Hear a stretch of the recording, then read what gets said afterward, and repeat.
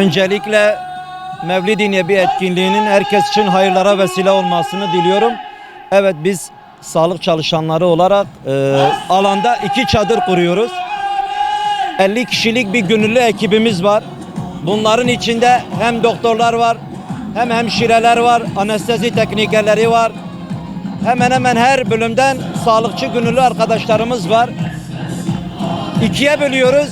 Bir çadırımız erkekler tarafında, bir çadırımız bayanlar tarafında. Ve özellikle bayanlar tarafındaki çadırda bayan doktorlar, bayan hemşireler çalışıyor.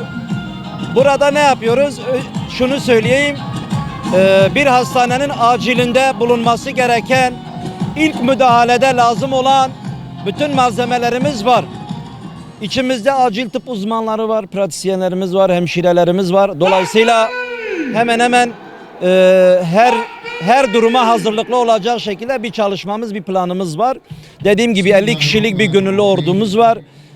Onlarla beraber bu işi yapıyoruz. Hastalar işte tansiyon hastası olabilir, şeker hastası olabilir, çocuklarda ateş olabilir veya yağmura rağmen bundan etkilenebilecek, kayabilecek şekilde düşmelere karşı, bütün durumlara karşı malzemelerimiz var. Her şey hazır. Doktorlarımızla, hemşirelerimizle beraber alana gelen peygamber sevdalarına, bu mevlide katılan kişilere, katılımcılara sağlık anlamında destek olmaya çalışıyoruz. Alandan haber geldiği gibi burada taşıma personellerimiz var. Onlar gidip hastayı buraya getiriyor. İlk müdahalesini burada yapıyoruz.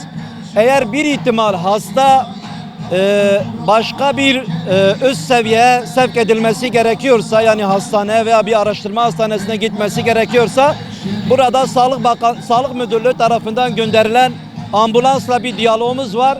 Direkt oradan koordinasyonu sağlıyoruz. Hastayı ambulansa teslim ediyoruz. Hastayla beraber buradan bir arkadaşımız gidiyor. Hastanedeki işlemlerini de takip ediyor. Bu şekilde süreci sonlandırmış oluyoruz.